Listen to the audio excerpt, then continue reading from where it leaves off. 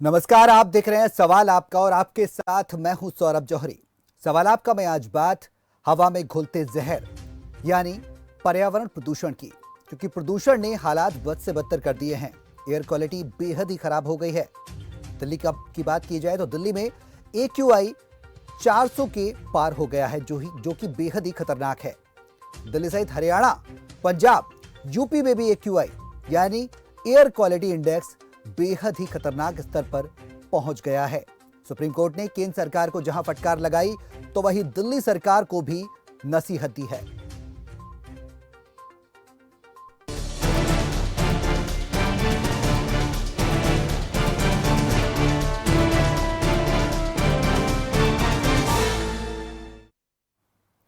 तो दिल्ली में पॉल्यूशन के बिगड़ते हालात की वजह से संपूर्ण लॉकडाउन लगाने की नौबत आ गई है। सुप्रीम कोर्ट ने बढ़ते प्रदूषण पर कहा कि प्रदूषण का बढ़ना न सिर्फ पराली जो है वो जलाया जाना है, बल्कि पटाखे, वाहन और डस्ट का भी अहम योगदान है। सीएम अरविंद केजरीवाल सरकार ने एक सप्ताह के लिए सभी स्कूल इसको लेकर बंद भी कर दिए, जबकि सभी सरकारी कर्मचारियों को वर्क फ्रॉम होम मिल गया है। नेशनल कैपिटल में आंशिक लॉकडाउन जैसे हालात हैं। पॉल्यूशन के मसले पर इमरजेंसी मीटिंग में भी कई फैसले लिए गए।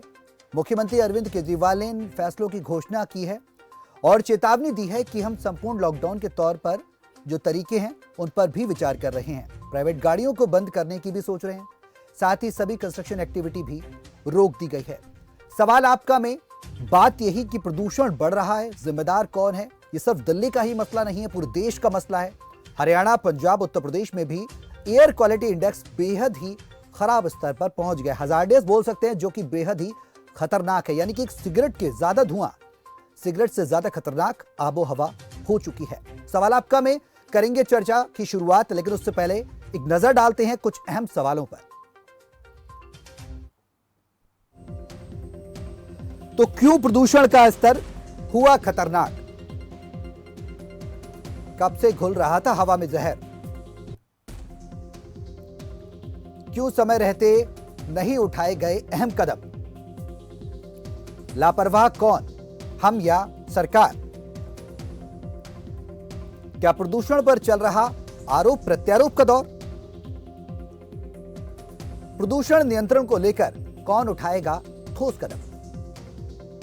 कौन लेगा जिम्मेदारी, कौन संभालेगा कमान? किन ठोस कदमों को उठाने की है जरूरत? सवाल आपका में फोन नंबर्स हमने ओपन कर दिए हैं। टेलीविजन स्क्रीन पर हम आपको फोन नंबर्स फ्लैश कर रहे हैं। इन नंबर्स पर आप कॉल करके सीधे हमसे जुड़ सकते हैं और इस चर्चा में शामिल हो सकते हैं। हमारे साथ तमाम एक्सपर्ट्स भी जुड़ेंगे। आपके क्षेत्र का क्या हाल है, इन फोन नंबर्स पर सीधे कॉल करके आप हमसे जुड़कर अपना सवाल कर सकते हैं। चर्चा में मैं शामिल करना चाहूंगा सौरभ वर्धन है, पर्यावरणविद हैं, हमारे साथ इस खास पेशकश में मौजूद हैं, और पीयूष पंत हैं, वरिष्ठ पत्रकार हैं। आप दोनों का बहुत बहुत स्वागत है सर, खबर फास्ट पर समय देने के लिए और इस चर्चा में शामिल होने के लिए। सबसे पहला सवाल मेरा सौरभ वर्धन जी आपसे ही है कि आखिर जो प्रदूषण का स्तर बढ़ा, एयर क्वालिटी इंडेक्स इतना खतरनाक स्तर पर पहुंच गया, जिम्मेदार कौन है, किस तरह से देखते हैं?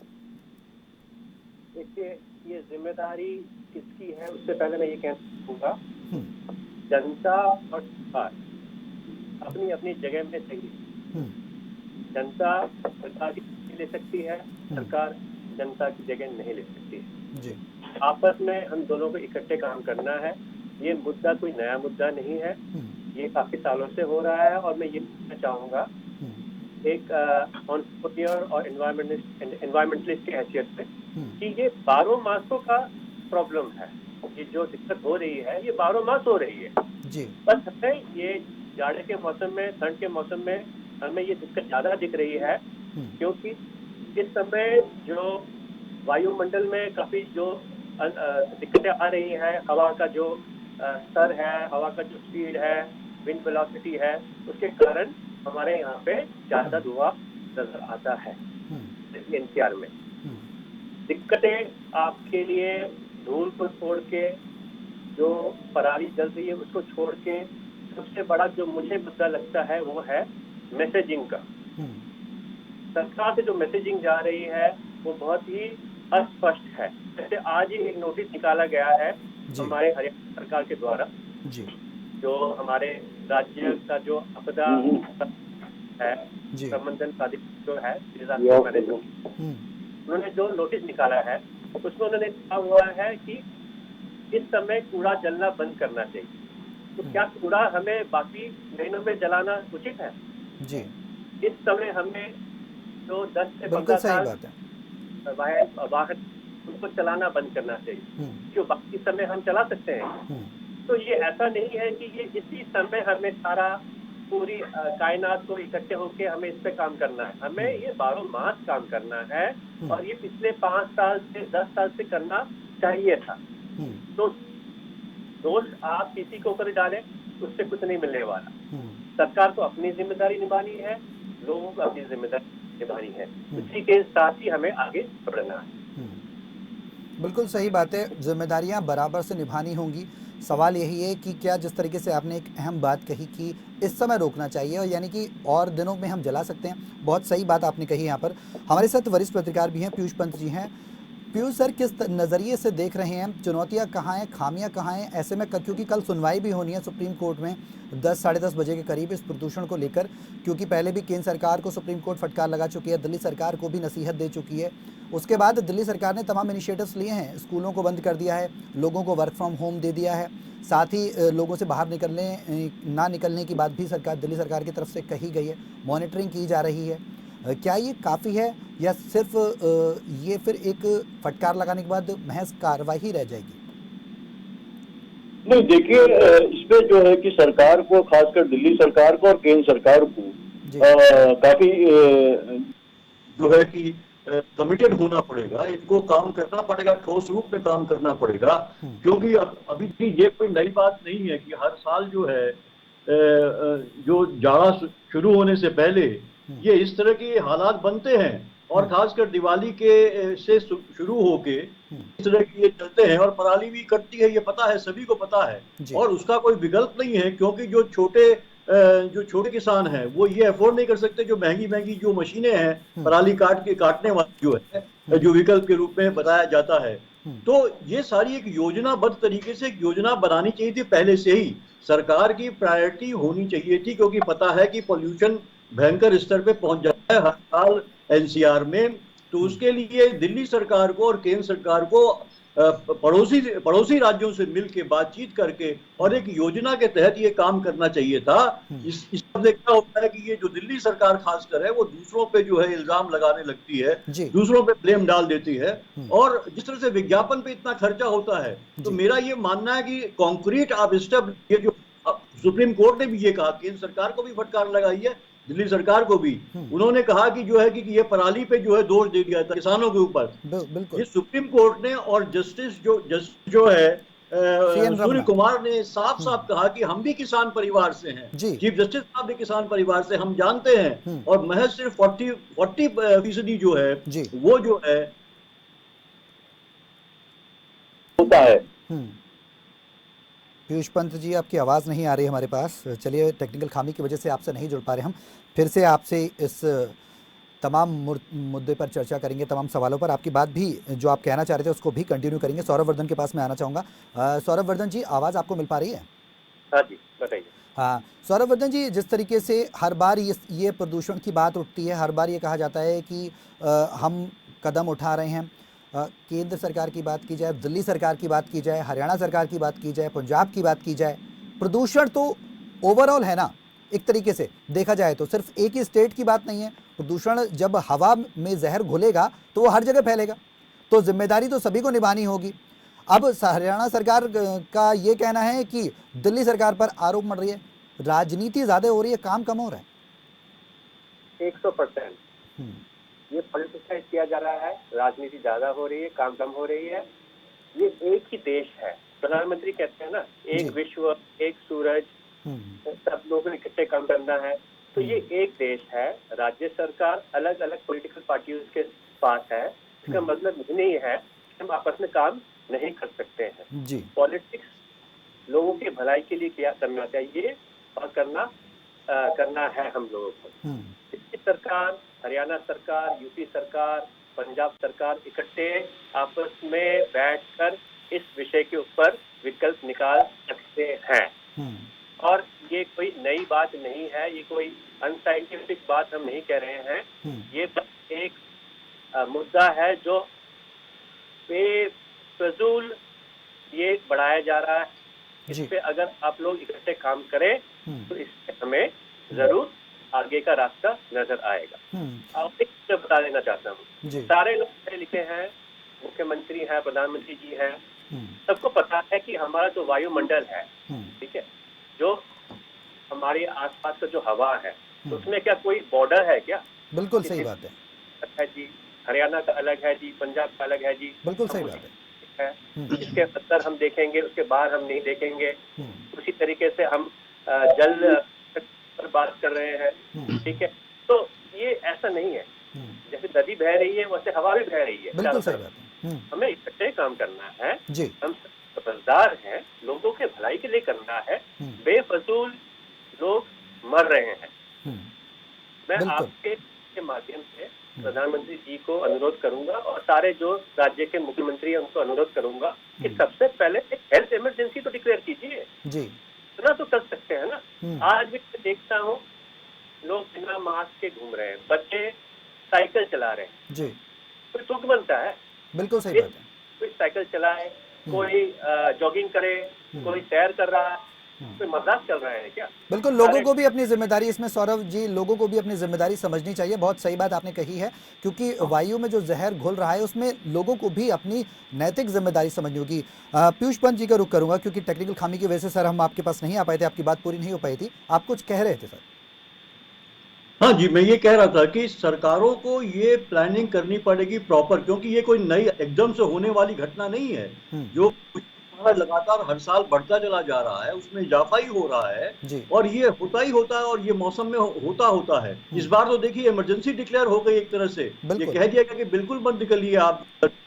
ये समझ लीजिए क्या हालात कहाँ पहुंच गए हैं। इसी तरफ में आपको, इससे सरकार को सोचना पड़ेगा कि हम किस तरफ बढ़ रहे हैं, किस विकास को कर रहे हैं हम, और क्या हम प्रॉपर वे में काम कर रहे हैं कि नहीं कर रहे हैं, प्रिवेंटिव मेजर ले रहे हैं, उसके लिए मोबिलाइज कर रहे हैं कि नहीं।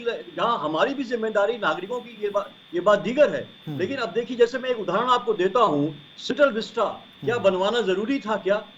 अब कितने पेड़ पौधे काट दिए गए लगातार, जो कि दिल्ली की लाइफलाइन है। देखिए, आपकी जो पोल्यूशन होता है उसके लिए हमारा एनवायरमेंट, ग्रीनरी बहुत जरूरी है, पेड़ बहुत जरूरी है। कंस्ट्रक्शन वर्क लगातार बढ़ता जाता है। सेंट्रल विस्टा का जो कंस्ट्रक्शन हो रहा है, कितने पेड़ वहां काट दिए गए वो, और वहां पे कंस्ट्रक्शन हो रहा है, उसकी धूल धक्कड़ अलग से वहां की चल रही है। तो ये प्रश्न चिन्ह बनता है, केंद्र सरकार जो कर रही है, तो इस पे भी सवाल उठाया जाना चाहिए। क्या आपने भविष्य नहीं सोच रहे हैं? आप सिर्फ जो है कि यही सब काम करवाते चले जा रहे हैं अपना नाम कमाने के लिए, और उसके लिए देश को क्या? अगर हमारा पर्यावरण इस तरह प्रदूषित हो जाएगा, अब देखिए सांस के लाले पड़ रहे हैं। अभी कोरोना ने सांस की तकलीफ पैदा कर दी थी कोरोना ने, उसका तांडव हमने देखा। अब पर्यावरण का तांडव इस तरह हो, जिससे इस बार खुद हम देख रहे हैं जो हालात बन गए हैं, और जो सरकार को कहना पड़ा है कि आप घर के अंदर रहिए, बाहर मत निकलिए। इमरजेंसी के हालात पैदा हो गए, जो लेवल है क्वालिटी लेवल। तो हमको सोचना पड़ेगा किस तरह का विकास हम करना चाह रहे हैं। हमारे लिए पर्यावरण को बचाना बहुत जरूरी है। पर्यावरण बचेगा तो मनुष्य बचेंगे, हमारे नागरिक बचेंगे। सही बात है सर, बिल्कुल सही बात है, बिल्कुल सही बात है पीयूष जी, आप बिल्कुल सही कह रहे हैं। प्राकृतिक संपत्ति विकास हो, प्रकृति को बचा के चलना पड़ेगा। आप दिखावा करने के लिए बड़ी बड़ी बिल्डिंग बनाने का, बड़ा तमाशा दिखाने की जरूरत नहीं है। आप जी ये सोचना पड़ेगा कि भविष्य में क्या होगा, क्योंकि आज आप जो करेंगे वो भविष्य की पीढ़ी को आप वही देंगे। तो क्या भविष्य की पीढ़ी को घुट घुट के मरने का एक जीवन देना चाहते हैं? बहुत सही बात कही है पीयूष जी, आपने बिल्कुल सही बात कही है। क्या कहेगी फिर? हमको सोचना होगा, हम सभी को सोचना होगा, नेताओं को, सरकार को, नागरिकों को, सबको सोचना होगा कि हमें विज्ञापन पे आप इतना खर्चा करती है सरकारें, चाहे केंद्र सरकार हो, उत्तर प्रदेश सरकार हो, दिल्ली सरकार हो, बिल्कुल वो कटौती करके देखिए। बिल्कुल सही बात है पीयूष जी, मैं यहाँ पर क्षमा चाहूंगा, आपको थोड़ा सा रोक रहा हूँ। आप काम करिए तब जनता को राहत मिलेगी। बिल्कुल पीयूष जी, थोड़ा सा रोक रहा हूँ मैं आपको। एक दर्शक हमारे साथ है, करीम खान है मध्य प्रदेश से, उनका सवाल भी ले लेते हैं, फिर मैं आपके पास आता हूँ। करीम खान जी, स्वागत है खबरफास्ट पर, सवाल रखिए अपना। करीम खान जी, आवाज मिल रही है आपको? हाँ हाँ, आप दीजिए। जी, स्वागत है खबर फास्ट पर। सवाल रखिए सर अपना। मैं ये कह रहा हूँ, दोनों महानुभाव यहाँ बैठे हुए हैं, जी। बड़े दोनों महानुभाव यहाँ बैठे हुए हैं, अच्छे अच्छे पर्यावरणविद हैं और पत्रकार हैं। मैं कहता हूँ इनसे कि आप सरकारों पे क्यों नहीं सवाल उठाते। हमारे यहाँ जल भी ज्यादा है, जमीन भी ज्यादा है, जनता भी ज्यादा है। क्या ये सोचे कि सरकारें उस तरीके से हमारे यहाँ स्वच्छता का वातावरण रखती है? कहाँ तुमने देखा कि 10-50 फीट पे, 100 फीट पे, 200 फीट पे एक डस्टबिन रखा हो? जब शहर स्वच्छ मिलता है तो पब्लिक, जनता भी जो है स्वच्छता की ओर ध्यान देती है, पर्यावरण की ओर ध्यान देती है। पराली एक समस्या बनी हुई है। मैंने अभी पता लगाया है, कतर की एक कंपनी हिंदुस्तान का कचरा का ठेका लेके जा रही है। वो कचरे का निपटारा करके कुछ बना सकते हैं। तुम अपने देश की पराली का कुछ भी नहीं कर सकते। सरकार को चाहिए, सरकारों पे तो दोष देना चाहिए। बिल्कुल, हम वही बात कर रहे हैं, पक्ष में बात नहीं करना चाहिए। वही बात कर रहे हैं, दोष दे रहे सरकार जी की जी। बात बहुत कर बहुत रहे हैं। शुक्रिया अपना विचार रखने के लिए इस कार्यक्रम में, क्योंकि बेहद ही अहम बात इन्होंने कही है। पीयूष जी, जिस तरीके से दर्शक हमारे साथ लगातार जुड़ रहे हैं और यही कह रहे हैं कि लोगों को जिम्मेदारी समझनी चाहिए, साथ ही साथ सरकार ने जिस तरीके से डस्टबिन नहीं लगाए। कई बार ये भी होता है, मैं तमाम अपने दर्शकों से ये भी कहना चाहूँगा, कई बार ये होता है कि आप डस्टबिन देखते हैं, दूर होते हैं, तो आप फिर सड़क पर ही उन कचरे को, कूड़े को फेंक देते हैं। आपको वो आदतें भी सुधारनी होंगी, जिससे कि आप अपने अपने एंड पर सही रहें और सही साबित हों। पीयूष सर, आप अपनी बात को कंटिन्यू करें। जी, वही मैं कह रहा था कि हमको जो है सरकारों की जिम्मेदारी बनती है। अक्सर तो देखिए, सरकार के पास सारे संसाधन होते हैं, और नागरिकों की तो अपनी जिम्मेदारी है ही। नागरिकों की जिम्मेदारी ये है कि वो अपने स्तर पर जो बचाव कर सकते हैं, या जो साफ सफाई और पर्यावरण को बचाने के लिए संभव हो, वो जो है ग्रीनरी और ग्रीन बनाने के लिए अपने अपने आसपास का वातावरण, उसकी कोशिश वो कर सकते हैं और करनी भी चाहिए। लेकिन सरकारें जिस तरह से जो विकास के मॉडल को लेकर आगे बढ़ रही हैं और एक तमाशा कर रही है, दिखावा कर रही है ज्यादा, वो बड़े बड़े, आप देखिए इतना कितना पोल्यूशन निकलता है एसी वगैरह से। क्या आपको इतने मॉल बनवाने की क्या इजाजत देना जरूरी था क्या? एक कॉम्पिटिशन है हर सरकार के बीच में, हम बनवाएंगे। इतने मॉल में कितना कितना पूरा एसी से पूरा मॉल होते हैं भरे, मतलब एसी, एयर कूल एसी लगे होते हैं उनमें, पूरी बिल्डिंग में। उससे कितना निकलता, कितनी गर्मी निकलती है वहां से पूरे। तो ये बहुत से फैक्टर्स हैं जो प्रभावित कर रहे हैं। तो विकास का कौन सा मॉडल हम लेके चल रहे हैं? जब तक हम नेचर फ्रेंडली मॉडल लेके नहीं चलेंगे, समस्या और गहरी होती जाएगी। और हमें उस पर एक अपना अपना कंट्रीब्यूशन करना पड़ेगा। ये नहीं कि हम ब्लेम गेम पे काम करें। दिल्ली सरकार ये खासकर इस तरह से काम करती है कि वो दूसरों पे ब्लेम करती है। ठीक है, दूसरी सरकारें भी जिम्मेदार हैं, लेकिन आप भी जिम्मेदार हैं। आप क्या कर रहे हैं? आप जो पानी का छिड़काव तब करते हैं जब लोगों की सांस अटक जाती है, तब आप सड़कों पे पानी का छिड़काव करते हैं। आप पहले से सही बात है पीयूष जी, बिल्कुल सही बात है। आप बिल्कुल ठीक कह रहे हैं कि एक बड़ी चुनौती बनी हुई है। सरकार ने हालांकि 10 बड़े कदम भी उठाए हैं, ग्रीन दिल्ली ऐप भी लॉन्च कर दिया है, लेकिन सवाल यही है कि क्या ये तमाम कदम प्रदूषण बढ़ने के बाद ही उठाए जाते हैं, पहले क्यों नहीं? क्योंकि एनजीटी भी कई बार चेतावनी दे चुका है कि हम खतरे के स्तर में चल रहे हैं। Saurabh ji, as a environmentalist, आप चुनौतियों को किस तरह से देखते हैं? ये क्या जो दिल्ली में स्मॉग टावर जो लगाया गया है, क्या स्मॉग टावर्स और लगाए जाने चाहिए, क्योंकि देश का पहला स्मॉग टावर है वो? और क्या उस स्मॉग टावर्स के एरिया से वायु को प्रदूषण से मुक्त किया जा सकता है, पॉल्यूशन फ्री एयर को किया जा सकता है? और अगर किया जा सकता है तो क्या और लगवाए जाने चाहिए? कौन से इनिशिएटिव हैं, कौन कौन सी चुनौतियां हैं जिससे कि सरकार को अभी सबसे पहले आगे आने की ज़रूरत है? ग्रीन ऐप बना रही है सरकार, 10 बड़े कदम उठा रही है। आप बताइए कि क्या आपको लगता है चुनौतियां जिस पर हमेशा से काम करने की जरूरत है?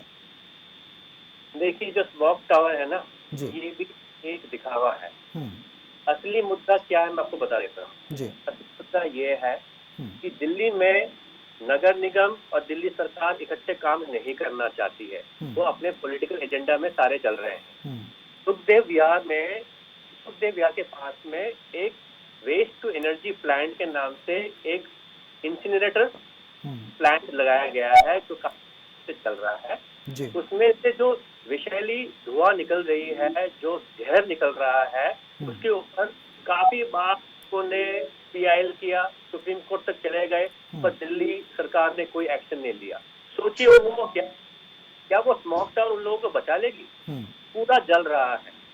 रोड पर पास जाएंगे, इस बड़े बड़े फार्म हाउसेस बने हुए हैं, सब जानते हैं वहाँ पर जलाया जाता है और कायदे से जलाया जाता है, कोई रोक टोक नहीं है। धूल के बारे में बात करते हैं, ये जो सारे सड़कें बनाए जा रहे हैं, हाईवे बनाए जा रहे हैं, फ्लाईओवर बनाए जा रहे हैं, ये तो सरकारी बना रही है ना, बिल्कुल। तो धूल हो रहा है, इसकी जिम्मेदारी कौन ले?